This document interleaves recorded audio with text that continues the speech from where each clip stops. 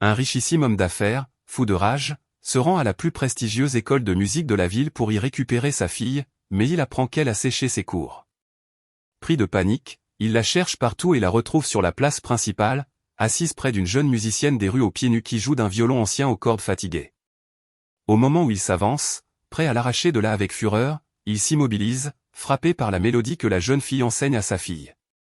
Une musique qui suspend le temps et le battement de son cœur. La Mercedes noire crissa dans le tournant de la rue des Lilas, ses pneus protestant violemment contre le bitume surchauffé de ce vendredi après-midi. Stéphane Dubois agrippa le volant avec une telle force que ses phalanges blanchirent, devenant aussi pâles que le marbre. Son cœur cognait dans sa poitrine, chaque battement résonnant dans ses tempes comme un appel au combat. Où pouvait bien être Chloé? Où était sa précieuse enfant? Le Conservatoire national de musique se dressait devant lui, imposant et solennel, avec ses colonnes de marbre italien et ses jardins taillés au millimètre près. Une odeur de cire et de bois précieux, émanant des instruments de maître, imprégnait l'atmosphère, tandis que des cascades de notes de piano se mêlaient au vibrato des violons s'échappant des salles de répétition. C'était le sanctuaire de l'élite musicale, un lieu où une seule heure de cours valait plus que le revenu mensuel de bien des ménages. Stéphane avait personnellement sélectionné chaque tuteur, chaque partition, chaque facette de l'éducation musicale de Chloé. Ses pas, rapides et secs, claquèrent dans le grand hall comme des coups de fouet. La réceptionniste lui offrit son sourire professionnel de rigueur, mais le regard de Stéphane la traversa sans la voir. Son esprit était obsédé par un unique objectif, retrouver sa fille et la mettre en sécurité, sous son contrôle bienveillant mais absolu. Professeur Pierre. La porte de la salle de violon s'ouvrit à la volée. L'homme aux cheveux poivre et sel leva des yeux étonnés face à cette intrusion brutale. Monsieur Dubois, quelle surprise! Je ne vous attendais que vers 17h pour Chloé. Où est-elle donc? La voix de Stéphane était un grondement sourd. Je dois la prendre. Maintenant. Le professeur parut déconcerté. Mais Chloé n'est pas venue de la journée, monsieur. J'ai supposé qu'elle était souffrante ou. Le sol sembla se dérober sous les pieds de Stéphane. Comment ça, elle n'est pas venue? Je l'ai déposée en personne devant le collège ce matin même. Elle m'a juré qu'elle viendrait ici juste après ses cours. Monsieur Dubois, j'ai vérifié et revérifié le registre. Chloé Dubois est notée absente aujourd'hui. Le professeur lui présenta un cahier à la tenue irréprochable. J'ai même tenté de vous joindre pour m'en assurer, mais... Stéphane ne le laissa pas finir. Il tourna les talons et se précipita dans les couloirs, le claquement de ses souliers de luxe contre le sol en marbre résonnant comme une alarme. Son cerveau tournait à plein régime, explorant les pires scénarios. Chloé était une enfant modèle. Jamais elle ne manquerait un cours sans le prévenir. Quelque chose de grave était arrivé, il en était certain. Le soleil éclatant de fin de journée l'éblouit un instant à sa sortie du bâtiment. Ses doigts tremblaient en composant le numéro du collège Saint-Louis. La principale lui confirma que Chloé avait quitté l'établissement à l'heure habituelle, à 15h, avec son cartable et l'étui de son violon neuf acheté en Allemagne. Chloé! Chloé! La voix de Stéphane se brisa en appelant son nom dans les rues avoisinantes, sous les regards intrigués des passants. Son costume de marque était moite de sueur, mais cela lui était égal. Rien d'autre ne comptait que cette quête éperdue pour retrouver sa fille. Alors qu'il remontait l'avenue principale au pas de course, sa poitrine le brûlait. Pourquoi Chloé avait-elle disparu? Un drame s'était-il produit? Il avait failli à son devoir de père, à sa mission de protecteur. Les questions le harcelaient tandis que son regard scrutait chaque recoin, chaque visage dans la foule dense. Et soudain, il la vit. Sur la place de la Liberté, près de la fontaine monumentale, une silhouette familière était assise sur les marches de pierre. Chloé, dans son uniforme impeccable, ses cheveux blonds noués en une queue de cheval parfaite, tenait son violon. Mais elle n'était pas seule. À ses côtés, une enfant aux pieds nus, vêtue de haillons, les cheveux en bataille, tenait un violon délabré dont les cordes semblaient sur le point de céder. Elle discutait avec une animation qui suggérait une complicité ancienne. Une vague de soulagement immense, suivie d'une colère noire, submergea Stéphane. Comment Chloé avait-elle pu lui causer une telle frayeur? Comment avait-elle osé manquer ces leçons si coûteuses pour traîner dans la rue avec une vagabonde? Il s'avança vers elle d'un pas martial, le discours de réprimande déjà formulé dans son esprit. Mais à quelques pas d'elle, une force invisible le cloua sur place. La fillette des rues venait de porter l'archet à son violon et une mélodie s'éleva. Stéphane sentit son cœur s'arrêter net. Cette musique. Cette mélodie improbable. Comment était-ce possible qu'elle joue précisément cet air? Stéphane resta figé au milieu de la place, comme si le sol pavé l'avait attiré à lui. La mélodie qui s'échappait du violon abîmé de la jeune musicienne était une impossibilité, une aberration. Chaque note était une dague qui s'enfonçait dans sa chair, exhumant des souvenirs qu'il avait mis des années à sceller sous des couches de deuil et de travail acharné. C'était, Larmes de printemps, la pièce que Sandrine lui jouait lors des longues soirées d'été, à l'époque où leur amour semblait éternel et l'avenir, une promesse infinie. Sandrine, son ex-femme, celle qui était partie en emportant non seulement ses espoirs d'une famille unie, mais aussi la bande-son de sa vie d'avant. La technique de l'enfant était loin d'être parfaite, mais son interprétation possédait une âme, une profondeur qui surpassait n'importe quelle formation académique. C'était comme si elle en comprenait l'essence même, chaque silence, chaque vibrato, chaque inflexion qui faisait de cette œuvre bien plus qu'une simple suite de notes. Un frisson glacial parcourut l'échine de Stéphane lorsqu'il reconnut jusqu'aux ornements subtils que Sandrine improvisait, ces touches personnelles qui rendaient son exécution si unique. Papa. Chloé se précipita vers lui, un sourire éclatant aux lèvres, brisant l'enchantement musical qu'il avait capturé. Tu es là. Il faut absolument que je te présente ma nouvelle amie. Stéphane cligna des yeux à plusieurs reprises, luttant pour revenir à la réalité. Sa fille était là, en parfaite sécurité, mais la mélodie impossible continuait de vibrer en lui. Comment une gamine des rues pouvait-elle connaître un fragment aussi intime de son passé? Chloé, tu m'as fait une peur bleue. Pourquoi n'étais-tu pas à ton cours de violon? Sa voix était étonnamment maîtrisée, un exploit au vu de la tempête qui faisait rage en lui. Je suis désolé, papa, mais je l'ai entendu jouer en allant au conservatoire. Chloé désigna la fillette, qui avait posé son archet et les regardait avec de grands yeux inquiets. Elle joue 1000 fois mieux que mes professeurs.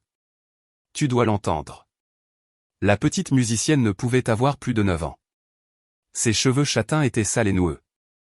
Ses vêtements n'étaient qu'un assemblage de tissus usés et dépareillés. Mais son regard. Stéphane ressentit un choc étrange en croisant ce regard. Il y avait là une familiarité, une maturité qui détonnait avec son jeune âge. « Quel est ton nom » demanda Stéphane, s'accroupissant pour se mettre à son niveau. Sa voix était plus douce qu'il ne l'aurait voulu. « Manon » murmura-t-elle, protégeant son violon contre sa poitrine comme un bouclier. « Pardon si on vous a dérangé. Je jouais juste pour quelques pièces. » Le regard de Stéphane balaya les alentours et se posa sur un étui de violon ouvert, au fond duquel gisaient quelques pièces de monnaie. La dure réalité de la scène le percuta. Cet enfant jouait dans la rue pour manger, sur un instrument qui semblait dater d'un autre siècle et dont les cordes étaient sur le point de rendre l'âme. « Où as-tu appris cette chanson » La question lui échappa, pressante. Manon baissa la tête, comme si elle était en faute. « C'est ma maman qui me l'a apprise. Elle m'a dit que c'était une musique très spéciale, qu'une personne qu'elle a beaucoup aimé l'adorait. » Le cœur de Stéphane rata un battement. « Ta maman? Elle est où en ce moment? » À la maison, elle se repose. Elle tombe souvent malade, alors elle ne peut pas bien travailler. Manon marqua une pause.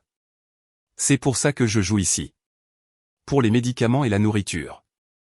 Chloé tira sur la veste de son père. Papa, on peut lui acheter des cordes neuves. Elle gagne sa vie en jouant, mais ses cordes sont toutes abîmées. Et regarde son violon, ajouta Chloé, il doit être très vieux, mais le son est si beau quand elle joue. Stéphane examina l'instrument dans les mains de Manon avec une intensité nouvelle.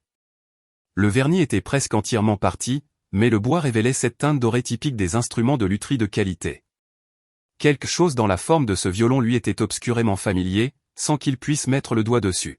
« Manon, s'il te plaît, joue encore cet air » demanda Stéphane, faisant taire la voix de la raison qui lui hurlait de fuir avant de rouvrir des blessures trop profondes. La petite fille échangea un regard avec Chloé, qui lui sourit pour l'encourager. Elle épaula de nouveau son violon. Dès les premières notes, Stéphane ferma les yeux, se laissant dériver vers un passé qu'il avait juré d'effacer de sa mémoire. La mélodie s'éteignit. Mais son écho continua de vibrer dans la poitrine de Stéphane, comme des ondes à la surface d'un étang. Il rouvrit lentement les paupières, se sentant à nu, vulnérable comme il ne l'avait pas été depuis des années. Manon avait baissé son instrument et l'observait, curieuse, comme pour tenter de lire sur son visage l'étrange émotion qui s'y était peinte. C'était incroyable, s'exclama Chloé en applaudissant. Papa, tu as vu son talent? C'est bien plus émouvant que tous ces exercices que les profs me forcent à répéter. Stéphane déglutit difficilement. Sa fille avait mis le doigt sur une vérité dérangeante. Manon jouait avec une âme qu'il croisait rarement dans les salles aseptisées du conservatoire. Chaque note était habitée d'une émotion brute, une connexion intime avec la musique qui surpassait n'importe quelle méthode d'apprentissage. Manon, dit Stéphane en s'efforçant de garder une voix stable, tu joues du violon depuis longtemps? D'aussi loin que je me souvienne, répondit-elle, caressant les cordes usées. Maman a commencé à m'apprendre quand j'étais toute petite. Elle disait que la musique, c'était le plus beau cadeau qu'elle pouvait me faire. Une vague de remords submergea Stéphane.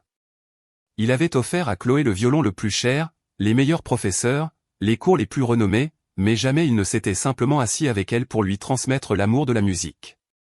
Tout n'était que performance, discipline, quête de la perfection. Quand avait-il, pour la dernière fois, vraiment écouté Chloé jouer par plaisir, et non par devoir? Et ta mère, elle joue toujours? La question jaillit malgré lui. Le visage de Manon s'attrista. Elle aimerait bien, mais elle a vendu son violon il y a 2 ans pour payer le loyer. Elle était très malade. Elle m'a dit que je pouvais utiliser le sien pour continuer. Manon hésita, se mordillant la lèvre. Et pour jouer dans la rue si on avait besoin d'argent. Chloé le fixa avec ses grands yeux bleus, un miroir des siens. Papa, on peut l'aider, non? Tu dis toujours qu'on a bien plus d'argent qu'il nous en faut. Un nœud se forma dans la gorge de Stéphane. C'était vrai, il avait amassé une fortune colossale, mais quand l'avait-il utilisé pour autre chose que pour asseoir son contrôle et protéger son cocon familial? Quand avait-il regardé au-delà de son propre horizon pour voir la détresse du monde? Manon, vous habitez où? Demanda Stéphane sur un ton qu'il voulait décontracter. Dans le quartier de Saint-Michel, à côté de la vieille église, répondit Manon, méfiante, comme si cette information pouvait lui attirer des ennuis.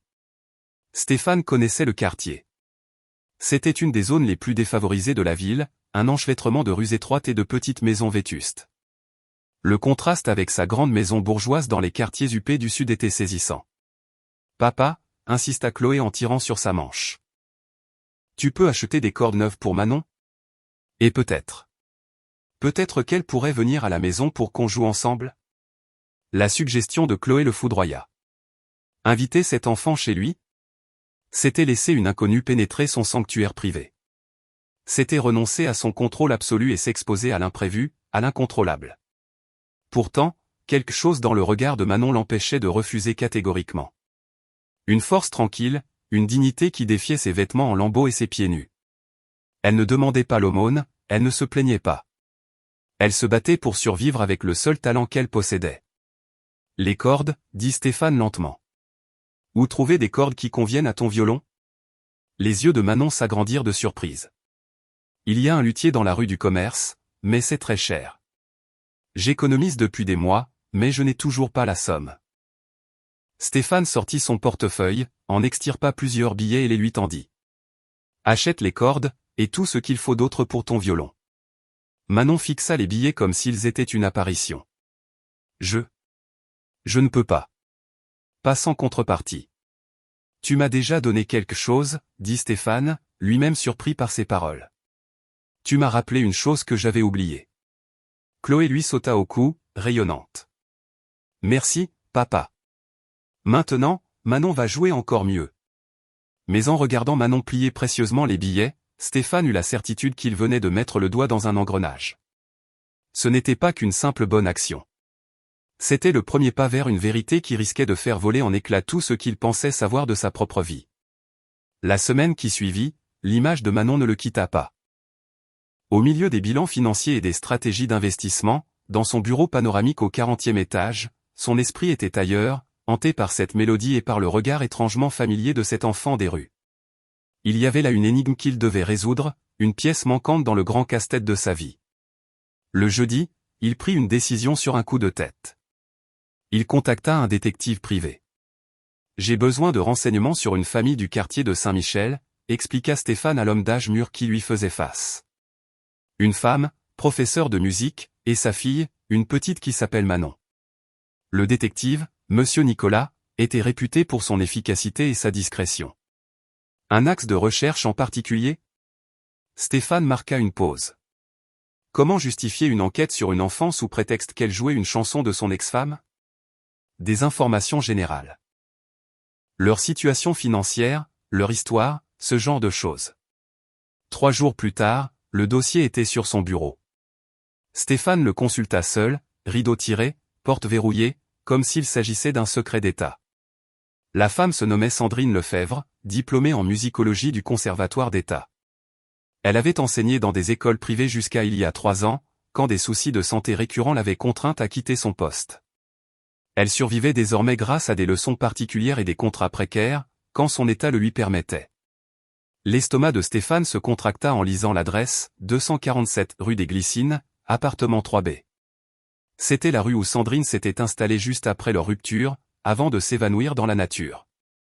Une coïncidence? Stéphane n'y croyait pas. Le rapport précisait, Sandrine avait une fille adoptive de 9 ans, Manon Lefebvre, dont l'adoption avait été officialisée 6 ans plus tôt. La petite était scolarisée à l'école publique du quartier, mais s'absentait régulièrement pour aider sa mère en jouant du violon dans le centre-ville. Adoptive. Le mot le frappa comme un coup de poing. Pourquoi une femme dans une telle précarité adopterait-elle un enfant? Et pourquoi précisément à cette période, 6 ans auparavant, au moment même où Sandrine avait disparu de sa vie? Vendredi, nouvelle impulsion. Il prévint sa secrétaire d'une urgence et prit la direction du quartier de Saint-Michel. Il n'avait aucun plan, seulement un besoin viscéral de comprendre. Le contraste entre sa luxueuse berline et les ruelles délabrées du quartier était brutal. Des enfants jouaient sur les trottoirs défoncés, des femmes discutaient sur le pas de leur porte modeste. Stéphane se sentit comme un corps étranger dans cet univers qui vibrait à un autre rythme que le sien. Il trouva la rue des Glycines sans peine. Le 247 était un immeuble vétuste de 3 étages, la façade lépreuse, les fenêtres fatiguées. Stéphane resta un long moment devant, incapable de faire un pas. C'est là qu'il la vit. Une femme descendait l'escalier, lentement, s'agrippant à la rampe. Elle était terriblement amaigrie, le teint cireux, les cheveux bruns relevés en un chignon austère. Ses vêtements étaient simples mais propres. Elle portait une sacoche de partition. Le monde vacilla autour de Stéphane. Malgré le visage émacié, malgré les stigmates du temps et des épreuves, il la reconnut sans l'ombre d'un doute. C'était Sandrine. Son ex-femme. La femme qu'il avait cherchée avec l'énergie du désespoir pendant les premières années de leur séparation était là, à quelques mètres, vivant dans la misère alors que lui-même bâtissait un empire. Sandrine s'éloigna dans la rue sans le voir, en direction d'un arrêt de bus. Stéphane la suivit à distance, le cœur en déroute. Elle se déplaçait avec une lenteur douloureuse, comme quelqu'un qui souffre en permanence, mais elle avait conservé cette posture fière qu'il lui connaissait. Quand le bus arriva et qu'elle y monta, Stéphane resta pétrifié sur le trottoir, le souffle coupé. Toutes ses intuitions se confirmaient, mais elles soulevaient 1000 autres questions. Si Sandrine était vivante, si elle vivait ici et élevait Manon, qui était réellement cet enfant? Pourquoi l'avoir adopté? Et pourquoi lui avoir appris cette chanson, leur chanson? Stéphane regagna sa voiture les mains moites, avec la certitude que sa vie parfaitement ordonnancée était sur le point d'imploser. Stéphane passa le week-end entier reclus dans son bureau, filtrant les appels de ses collaborateurs et déclinant les propositions de jeu de Chloé. Son esprit était un maelstrom de souvenirs, d'interrogations et d'émotions contradictoires qu'il peinait à maîtriser. Sandrine était en vie. Après tant d'années à se demander ce qu'elle était devenue, elle se trouvait à quelques kilomètres à peine, dans une situation qu'il n'aurait jamais pu imaginer. Le lundi, impossible de se concentrer en réunion. Ses partenaires remarquèrent son absence, mais il prétexta une analyse d'investissement complexe. Comment leur avouer qu'il était hanté par une femme qu'il avait juré d'oublier? À la pause déjeuner, il rappela le détective. Monsieur Nicolas, il me faut plus de détails sur Sandrine Lefebvre, particulièrement sur ces 6 dernières années. Entendu, monsieur Dubois. Un point précis a-t-il retenu votre attention? Stéphane hésita. Je veux tout savoir sur l'adoption de la petite. Les circonstances, la date, le lieu. Absolument tout. Le mardi, le rapport complémentaire arriva, et son contenu le bouleversa davantage. Manon avait été découverte à l'âge de 3 ans, abandonnée dans un hôpital public avec un simple mot, prenez soin d'elle, s'il vous plaît. Elle mérite mieux que ce que je peux lui offrir. Sandrine s'était portée volontaire comme famille d'accueil via une association, s'était profondément attachée à l'enfant et avait fini par lancer la procédure d'adoption. Ce qui troublait le plus Stéphane, c'était la concordance des dates. L'abandon de Manon coïncidait précisément avec la disparition de Sandrine de sa vie. Pure coïncidence, ou y avait-il un lien plus profond? Le mercredi, Stéphane prit une autre décision inattendue. Il décida de parler à Chloé, au moins en partie. « Ma princesse », dit-il à son retour de l'école. « Ça te dirait de revoir Manon ?» Le visage de Chloé s'illumina. « Pour de vrai, papa? Je peux l'inviter ici? En fait, je me disais qu'on pourrait aller lui rendre visite, découvrir où elle vit. Et faire la connaissance de sa mère. » Chloé exulta. « Génial! On y va quand? » Stéphane sentit une boule se former dans sa poitrine. « Samedi, ça te va? Tu pourrais prendre ton violon, vous pourriez jouer un peu ensemble. » Le reste de la semaine, Stéphane fut partagé entre une angoisse sourde et une étrange impatience. Une partie de lui redoutait la confrontation avec Sandrine.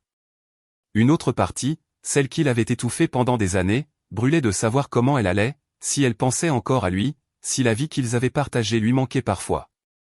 Vendredi soir, Stéphane était dans sa chambre, indécis devant sa garde-robe, quand Chloé frappa à la porte. « Papa, je peux entrer ?» Elle s'installa sur le lit près de lui, agitant les jambes comme elle le faisait enfant. « Papa, ça va? Tu es bizarre cette semaine. » Stéphane la regarda, une fois de plus stupéfait par sa finesse. « Qu'est-ce qui te fait dire ça, ma puce? Tu es souvent dans la lune, comme si tu pensais à des choses très graves. Et tu souris moins que d'habitude. » Stéphane se sentit coupable. Absorbé par son propre chaos intérieur, il avait négligé Chloé. « Tu sais, ma chérie, parfois les adultes apprennent des choses qui les obligent à tout remettre en question. » Chloé l'observa avec ses yeux bleus pénétrants. « C'est à cause de Manon et de sa mère, hein? » La question le prit au dépourvu. « Pourquoi penses-tu ça? » « Parce que tu as changé depuis qu'on l'a vu sur la place.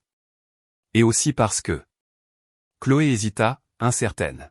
« Manon m'a raconté un truc, sur la place, quand tu es allé nous chercher des glaces. » Le cœur de Stéphane s'emballa. « Qu'est-ce qu'elle t'a dit? » « Elle m'a dit que sa mère avait une vieille photo d'un homme qui te ressemble beaucoup, papa. Et que sa mère est toujours triste en la regardant, mais qu'elle refuse de la jeter. » Le temps sembla se suspendre. Sandrine avait gardé une photo de lui. Après tout ce temps, après tout ce qui les avait séparés, elle conservait une trace de leur histoire. « Papa, » reprit Chloé, « Manon est très malheureuse. Elle fait semblant que non, mais ça se voit. Elle s'inquiète tout le temps pour sa maman. » Stéphane attira Chloé contre lui, submergé par un mélange de fierté devant la sensibilité de sa fille, et de terreur face à la situation inextricable dans laquelle il s'enfonçait. Samedi n'était plus qu'à quelques heures, et avec lui, des réponses qu'il n'était pas certain de vouloir entendre.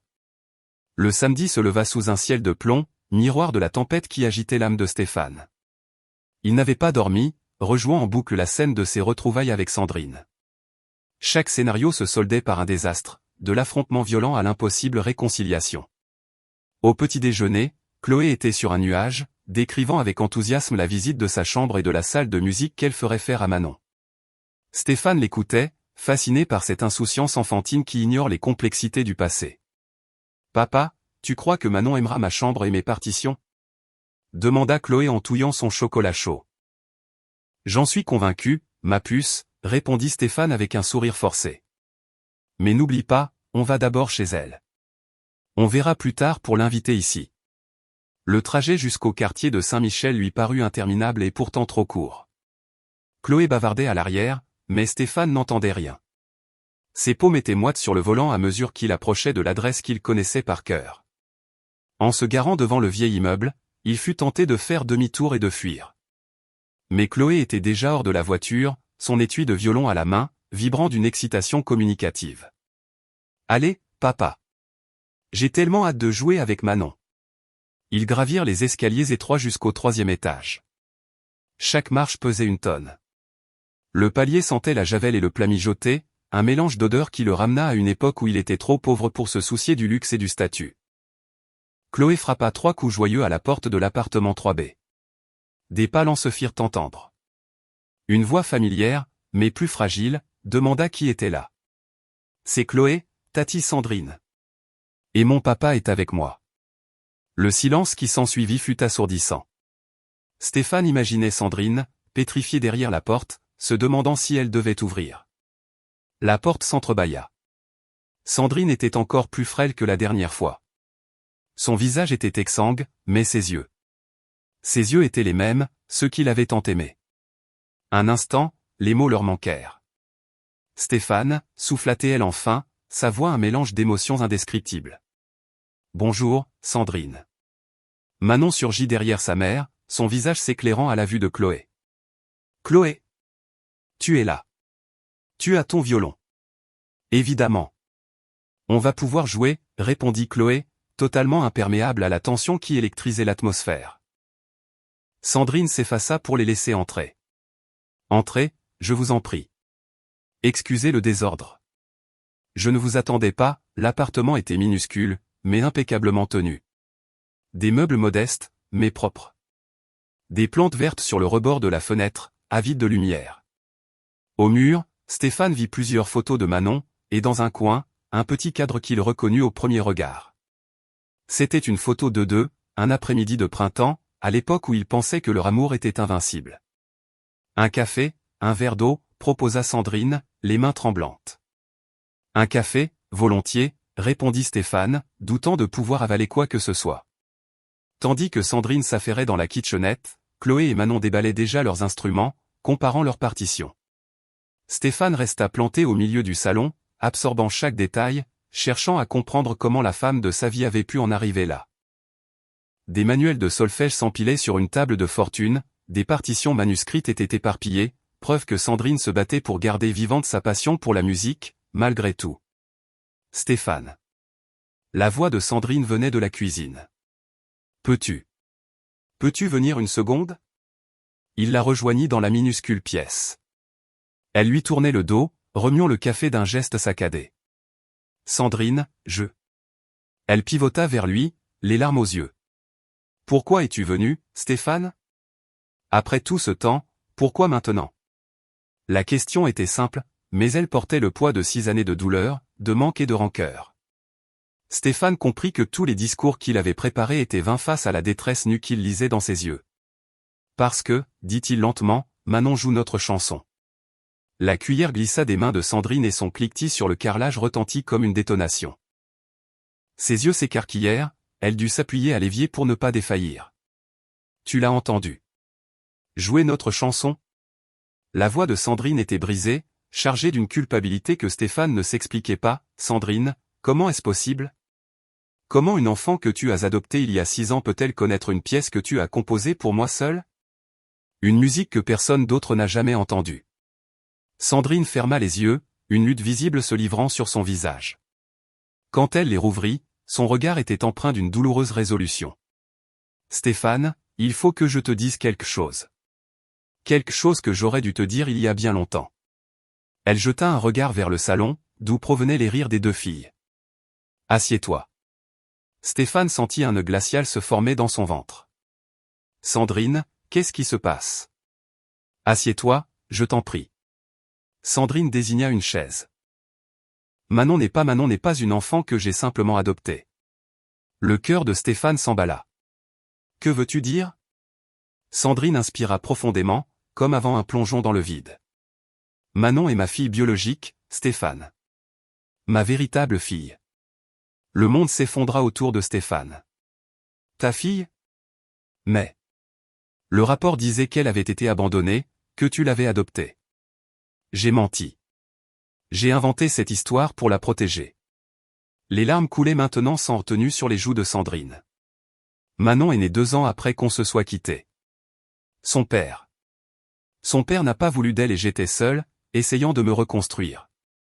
Stéphane eut l'impression de recevoir un coup en plein plexus. Tu as eu un autre enfant et tu ne m'as rien dit, Sandrine. Nous étions. Non, le coupa Sandrine, la voix stridente. Stéphane, tu ne comprends pas, Manon n'est pas la fille d'un autre.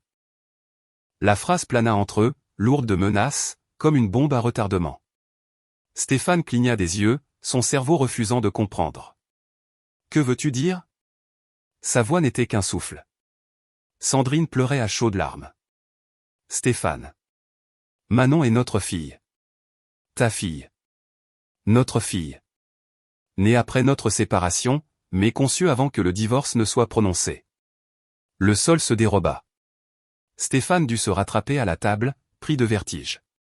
C'est impossible. Si elle était ma fille, tu me l'aurais dit.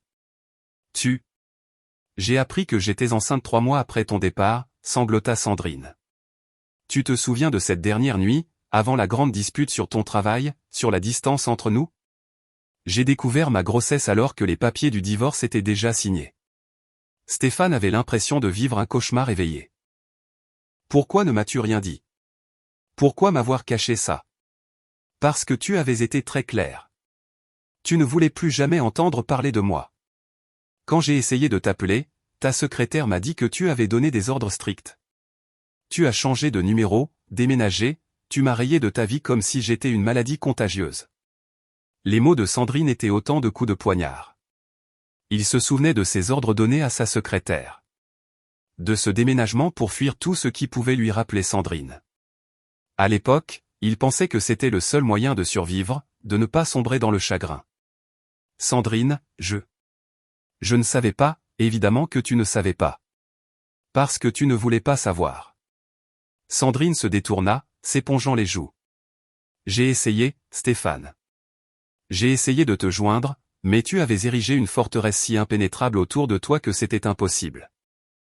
Stéphane tourna son regard vers le salon, où Manon, sa fille, sa propre fille, riait avec Chloé. Tout s'éclairait d'un coup. Les yeux familiers, sa façon de tenir l'archet, cette connexion immédiate qu'il avait ressentie. Pourquoi ne le sait-elle pas? Demanda Stéphane, la voix cassée. Parce que je ne voulais pas qu'elle grandisse avec le sentiment d'avoir été rejetée par un père qui ignorait jusqu'à son existence. Je lui ai dit qu'il était mort avant sa naissance. Sandrine s'essuya le visage. Et aussi. Parce que j'avais peur. Peur que si tu l'apprenais, tu tentes de me l'enlever. Stéphane resta silencieux de longues minutes, écoutant les deux violons s'harmoniser dans le salon. Son esprit tentait de réécrire 6 ans de son existence à la lumière de cette révélation fracassante. Stéphane, dit Sandrine doucement. Je sais que c'est un choc. Mais maintenant que tu sais. Qu'est-ce que tu vas faire? Stéphane demeura silencieux de longues minutes, s'efforçant d'assimiler l'onde de choc de la nouvelle. Son esprit était un champ de bataille où s'affrontaient la colère, le remords, la tristesse et une confusion abyssale qui menaçait de réduire en cendres les fondations de sa vie. 6 ans, murmura-t-il, s'adressant plus à lui-même qu'à Sandrine. 6 années volées. 6 ans où ma fille a grandi sans moi, dans des conditions que j'aurais pu lui épargner. Sandrine se fit toute petite. Stéphane, tu m'as volé ma paternité. La voix de Stéphane s'était durcie, chargée d'une douleur trop longtemps contenue. Tu as pris seul la décision que je n'avais pas le droit de savoir que j'avais une autre enfant. Parle moins fort, s'il te plaît, supplia Sandrine, jetant un regard inquiet vers le salon. Les filles. Stéphane se passa les mains dans les cheveux, cherchant à reprendre le contrôle. De la pièce voisine, les notes de « Larmes de printemps » s'élevaient, jouées en duo. Les rires des deux fillettes ponctuaient leurs erreurs. Le contraste entre cette harmonie enfantine et le drame qui se jouait dans la cuisine était insoutenable.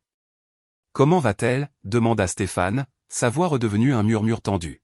« Médicalement, je veux dire. Tu as l'air malade. » Sandrine baissa les yeux. « C'est une maladie auto-immune. Déclarée il y a 3 ans. Ce n'est pas mortel, mais ça m'épuise, ça m'empêche d'avoir un travail stable. C'est pour ça que Manon joue dans la rue. Elle veut absolument aider. » La culpabilité déferla sur Stéphane. Pendant qu'il brassait des millions, sa fille jouait pour payer les médicaments de sa mère malade. « Pourquoi n'as-tu pas demandé d'aide? Il existe des assistances, des fonds. J'ai essayé. La bureaucratie est un labyrinthe. Et puis, il y a la fierté, Stéphane. Ce n'est pas facile d'avouer qu'on n'y arrive plus. » Stéphane regarda par la fenêtre de la cuisine qui donnait sur la cour intérieure de l'immeuble où du linge coloré séchait. C'était un autre monde, un monde à des années-lumière du sien, mais c'était celui où sa fille avait grandi. Que sait-elle de moi? Demanda Stéphane. Je lui ai raconté des bribes. Que son père aimait la musique passionnément, que c'était un homme bien, mais qu'il avait dû partir avant sa naissance. Sandrine marqua une pause. Je lui ai montré quelques photos de nous, du temps de notre bonheur. Stéphane se rappela ce que Chloé lui avait dit. Elle sait que je suis cet homme? Que je suis le père de Chloé? Je ne crois pas. C'est une enfant très intuitive. Elle a peut-être fait le rapprochement quand vous êtes arrivés aujourd'hui, mais nous n'en avons jamais parlé. Les violons se turent, suivis des applaudissements de Chloé. Papa. Tati Sandrine. Venez écouter. Manon m'a appris une nouvelle variation. Stéphane et Sandrine échangèrent un regard. Il fallait se recomposer, vite, pour ne pas alerter les enfants. On arrive. Lança Sandrine d'une voix qu'elle s'efforça de rendre joyeuse. De retour au salon, Stéphane regarda Manon différemment. Chaque mimique, chaque expression, lui renvoyait des similitudes qu'il n'avait fait qu'entrevoir jusqu'alors. Sa façon de se mordre la lèvre quand elle était concentrée, comme Chloé. Sa manière de tenir l'archet, un reflet de la sienne. Papa, assieds-toi là. Chloé lui désigna une place à côté d'elle. Manon va jouer une chanson qu'elle a composée. Manon se posta au centre de la pièce, son vieux violon luisant sous la lumière de l'après-midi. Elle regarda Stéphane avec un mélange de timidité et d'attente. Cette chanson, dit-elle de sa voix douce, je l'ai écrite pour le père que je n'ai jamais eu. Maman dit qu'il aurait aimé m'entendre la jouer. Stéphane sentit les larmes lui monter aux yeux. Sa fille avait composé une musique pour lui, pour ce père qu'elle croyait absent à jamais. Manon commença à jouer. La mélodie qui s'éleva était d'une beauté poignante. Simple, mais chargée d'une émotion pure, un mélange de manque et d'espoir. Stéphane y retrouva des fragments de « larmes de printemps », mais réinterprétés à travers le prisme innocent d'une enfant rêvant d'un père idéalisé. Quand Manon eut terminé, un silence lourd d'émotions inexprimées pesa sur la pièce. « C'est la plus belle chose que j'ai jamais entendue, » dit Chloé, enthousiaste. « Manon, tu es un génie. »« Papa, n'est-ce pas ?» Stéphane dut s'éclaircir la voix pour pouvoir parler. « C'est magnifique, Manon. Tu as un don exceptionnel. » Manon sourit timidement en rangeant son violon. « Merci. Maman m'a aidé pour l'harmonie, mais la mélodie, c'est moi qui l'ai trouvée. » Sandrine observait la scène, les yeux brillants, témoin de cette interaction entre un père et sa fille qui ignorait leur lien. Stéphane croisa son regard et ressentit un mélange de gratitude et de ressentiment. Gratitude pour avoir fait de leur fille une enfant si douée et sensible, ressentiment pour l'avoir privée de ces moments. « Sandrine, dit-il à voix basse, il faut qu'on parle de l'avenir. De ce qu'on va faire. » Sandrine arrêta de trier ses partitions et le dévisagea. « Que veux-tu dire? » Manon est ma fille. J'ai des devoirs envers elle. Et des droits. Je ne peux pas faire comme si je ne savais pas et m'en aller. Stéphane, je t'en prie, réfléchis avant d'agir. Manon a ses repères ici. Elle me considère comme sa seule mère depuis 6 ans. Ses repères? L'interrompit Stéphane en baissant la voix. Sandrine, elle fait la manche pour vous nourrir. Ce ne sont pas des repères, c'est de la survie. Sandrine tressaillit, mais ne perdit pas sa contenance. On s'en sort. C'est une enfant épanouie, Stéphane. Regarde-la. Elle est joyeuse, elle a des amis. Elle pourrait avoir tellement plus, rétorqua Stéphane.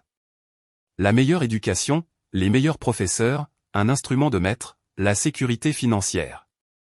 L'argent ne fait pas tout, Stéphane. Tu es bien placé pour le savoir.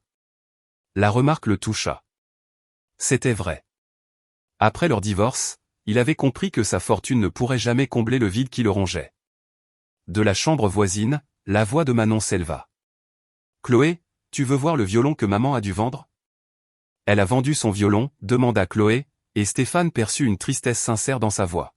« Oui, quand je suis tombé très malade, il y a 2 ans, expliqua Manon sans détour. Mais c'est pas grave, parce qu'elle m'a laissé le sien, et elle dit toujours que la beauté de la musique ne dépend pas du prix de l'instrument. » Stéphane ferma les yeux, une douleur aiguë lui transperçant la poitrine.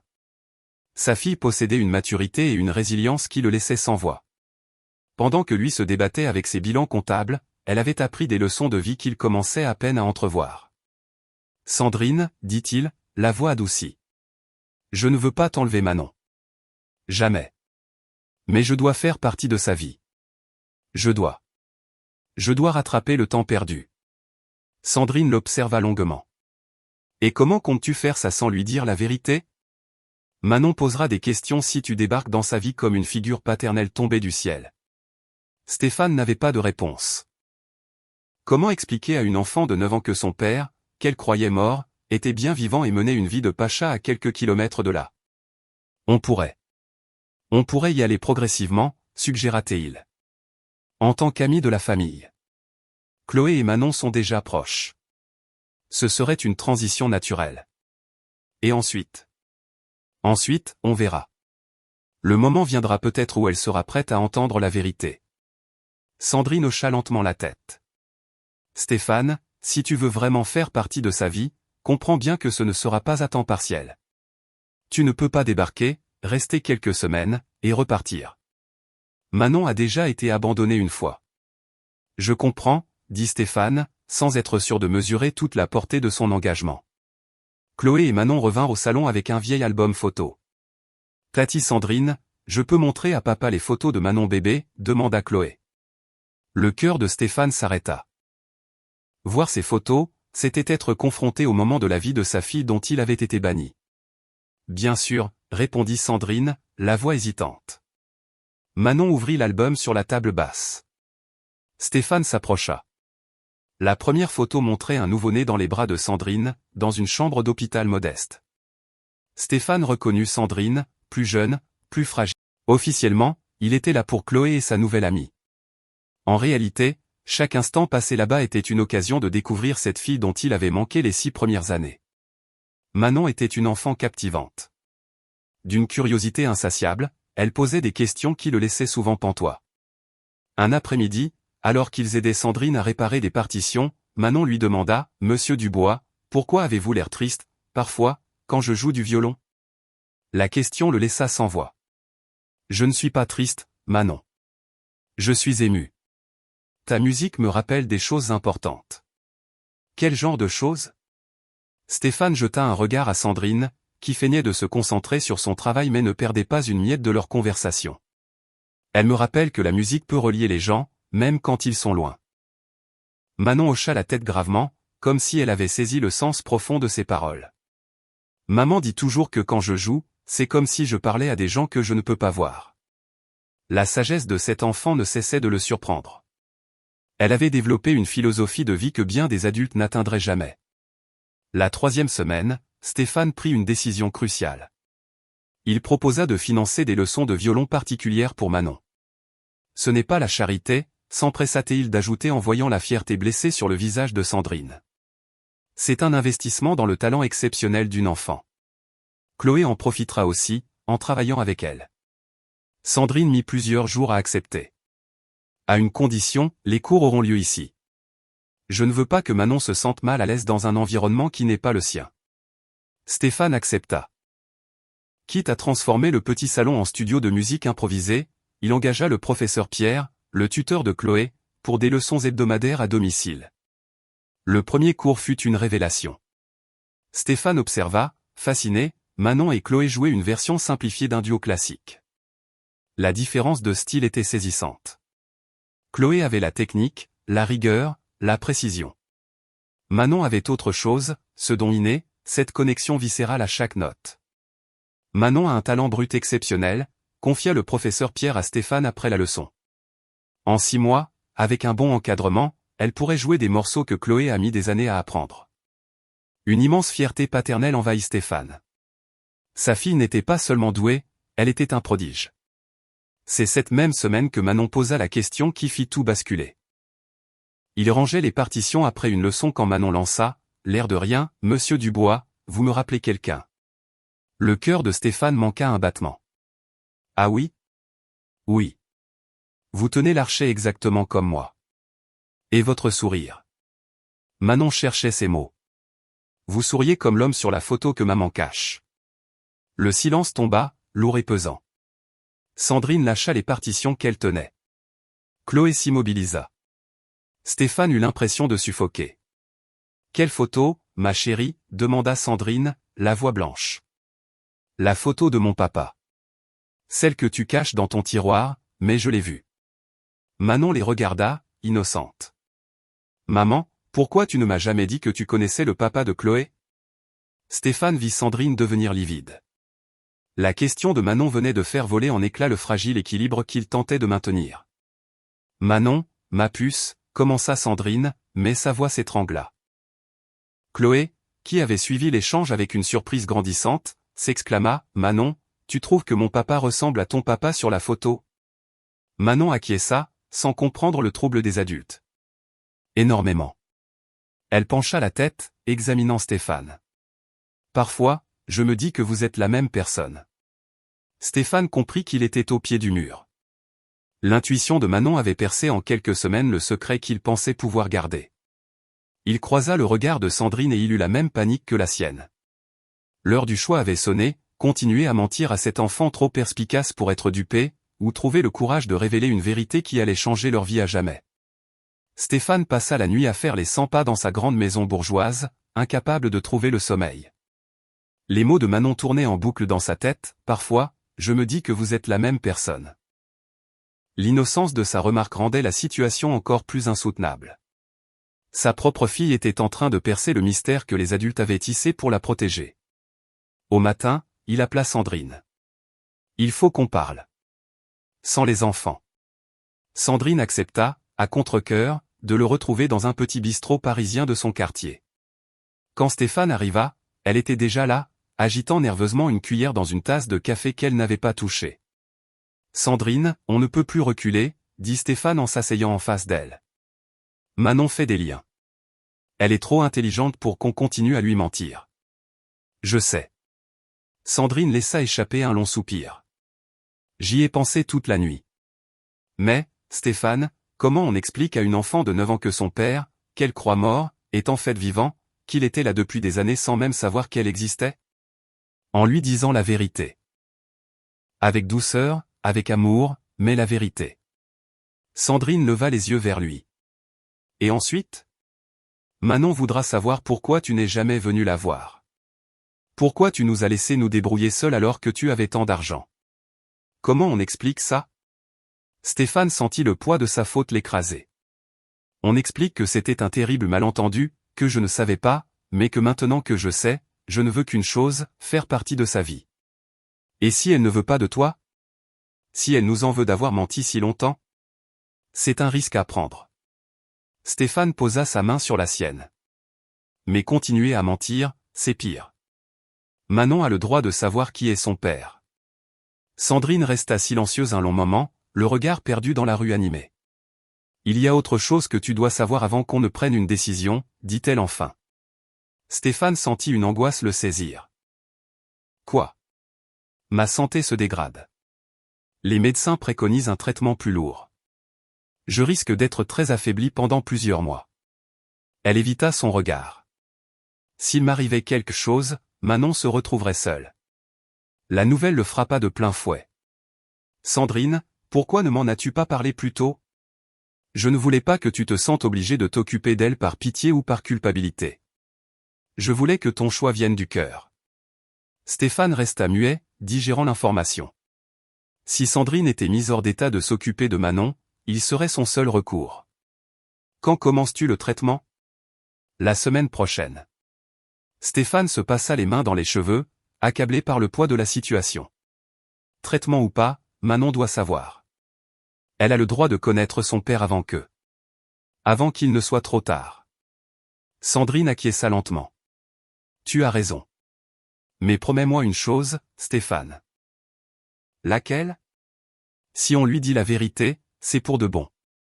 Tu ne peux pas jouer au père jusqu'à ce que je sois sur pied, puis décider que ta vie était plus simple avant.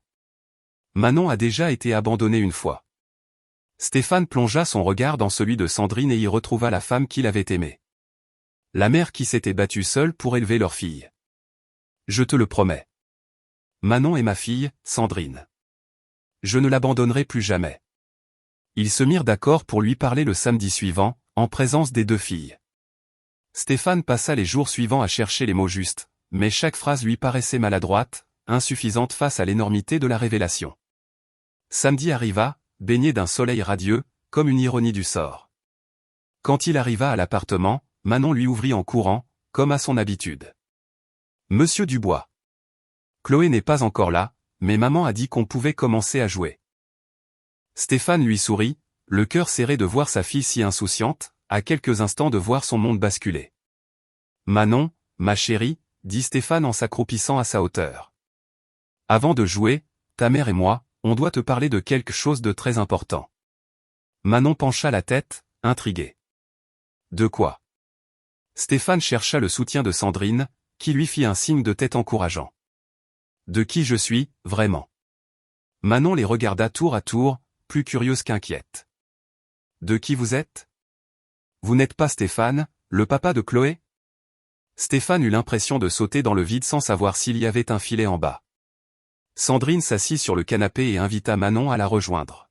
« Manon, ma chérie, » commença-t-elle d'une voix mal assurée. « Tu te souviens, je t'ai dit que ton papa était parti avant ta naissance. » Manon hocha la tête, perplexe. « Eh bien, On ne t'a pas dit toute la vérité. » Sandrine prit les petites mains de Manon dans les siennes. « Ton père n'est pas mort, Manon. Il ne savait tout simplement pas que tu existais. » Manon fronça les sourcils, s'efforçant de comprendre. « Il ne savait pas que j'existais ?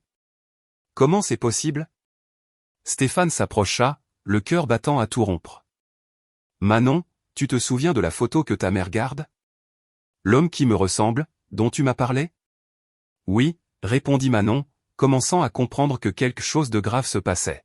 « Cet homme sur la photo, Manon, c'est moi.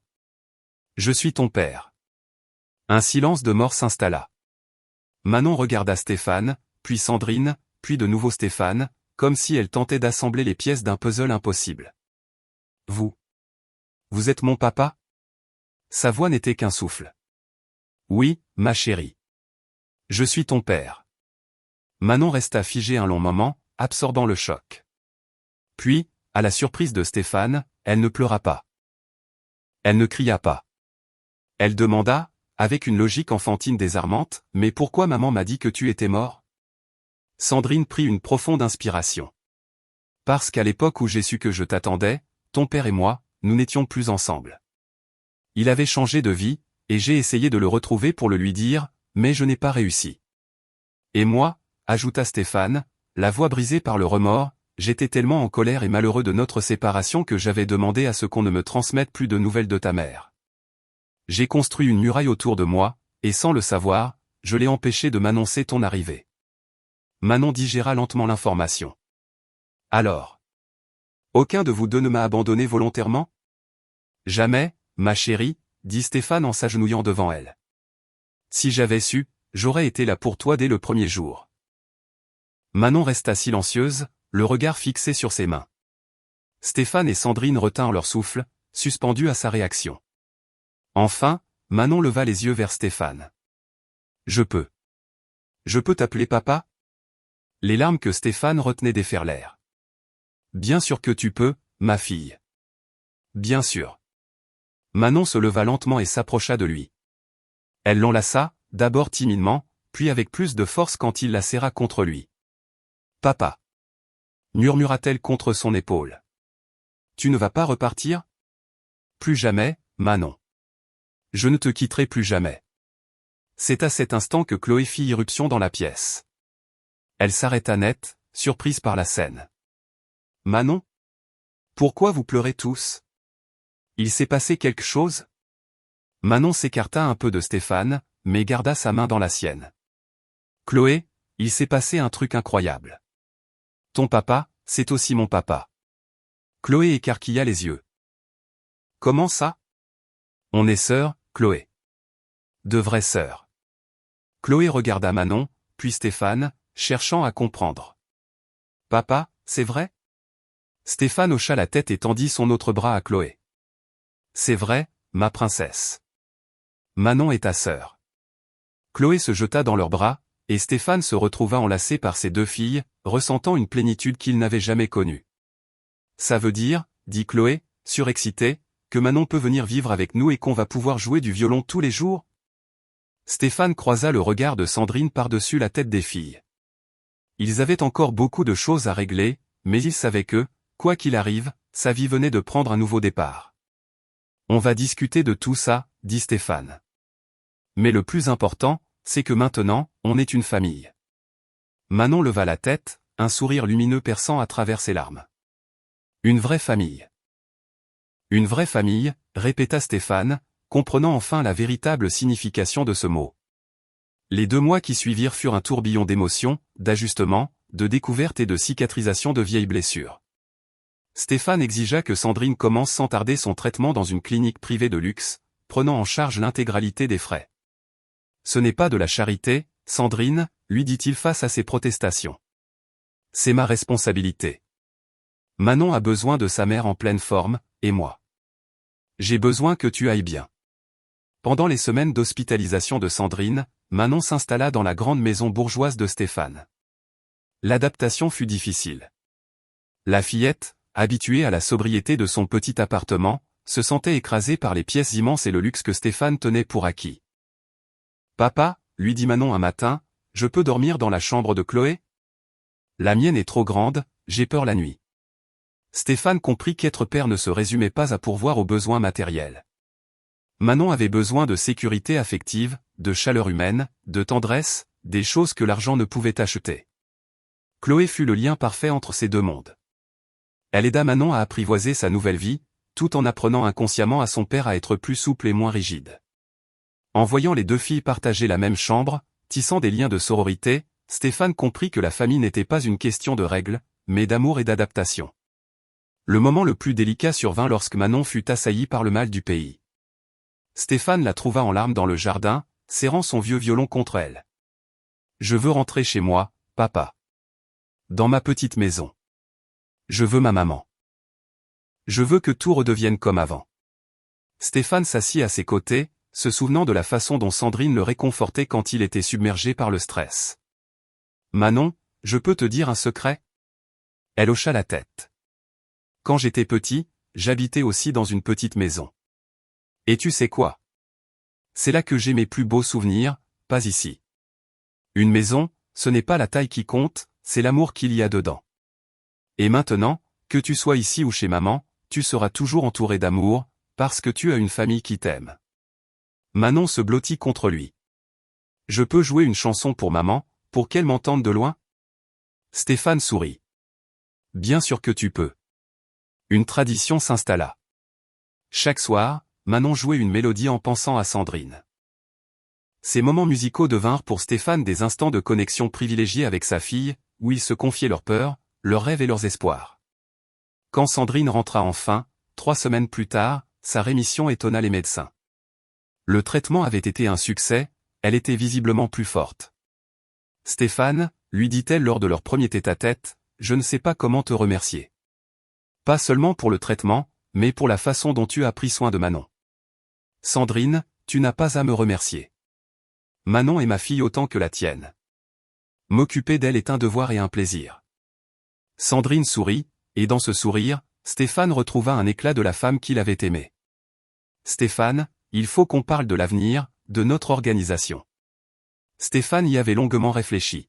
« Sandrine, j'ai une proposition.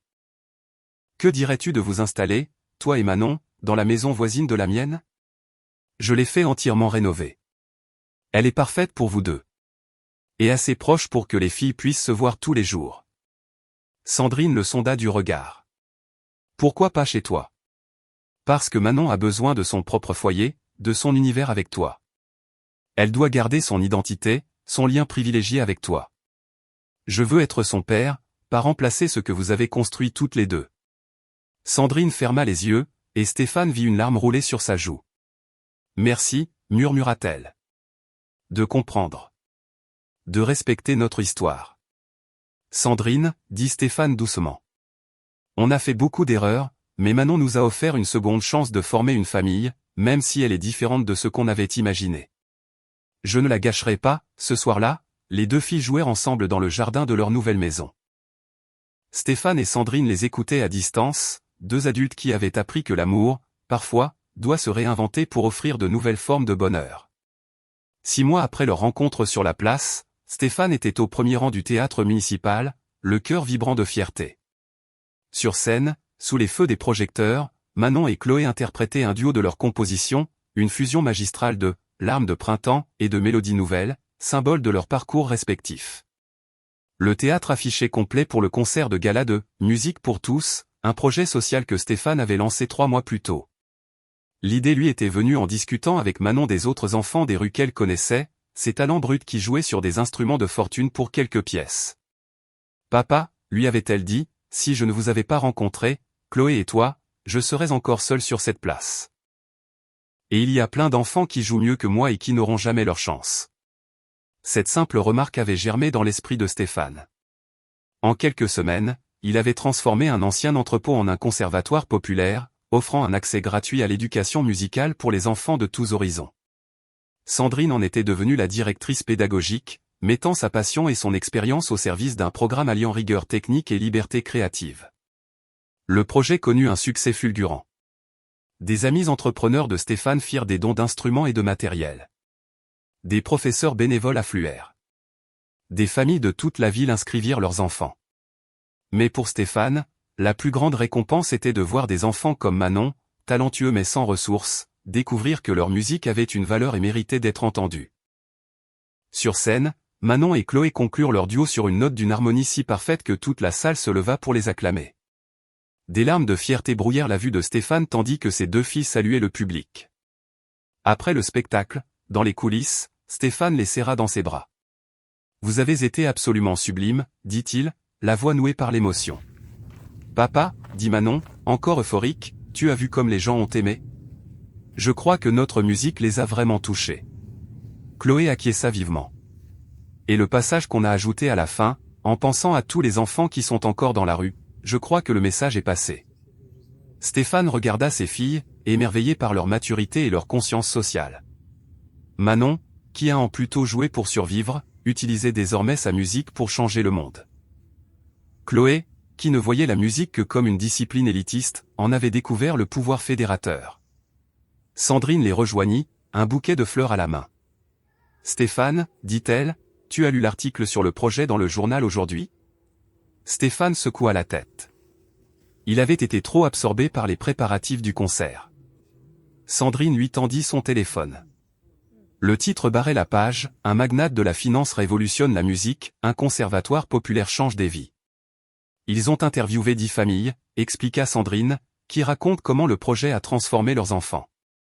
Une mère dit que son fils, qui était en échec scolaire, a retrouvé le goût d'apprendre grâce à la batterie. Une autre que sa fille, très introvertie, s'est épanouie avec les cours de chant.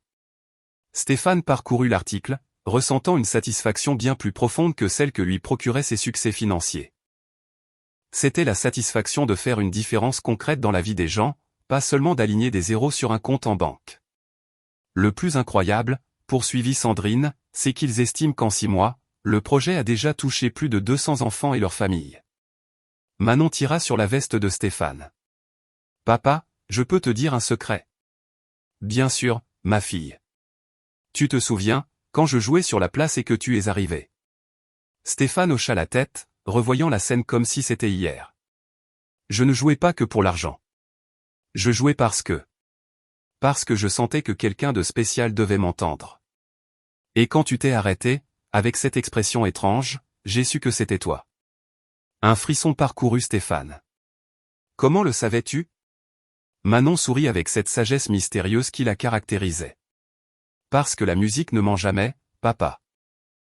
Quand on joue avec son cœur, on attire les bonnes personnes dans sa vie. » Stéphane serra Manon contre lui, comprenant que sa fille en savait plus sur la vie, la musique et le destin que lui-même n'en apprendrait jamais.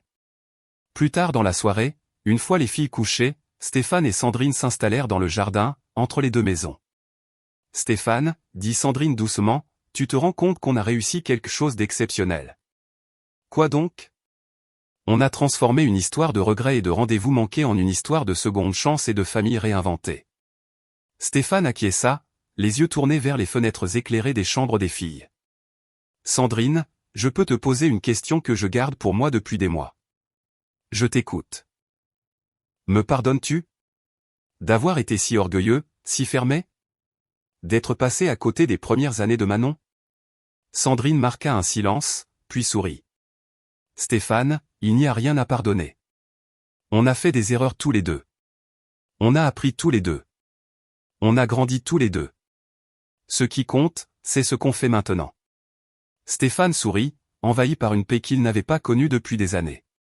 Il regarda au loin la place où tout avait commencé, et il sut que les plus belles histoires ne sont pas celles qui ont une fin parfaite, mais celles qui naissent d'un début inattendu et nous apprennent qu'il n'est jamais trop tard pour découvrir l'essentiel. La musique avait réuni une famille, l'amour avait pansé les blessures, et deux petites filles avaient prouvé que ce sont parfois les enfants qui enseignent aux adultes les plus grandes leçons de courage, de pardon, et l'art de composer des harmonies parfaites avec des notes qui n'auraient jamais dû se rencontrer.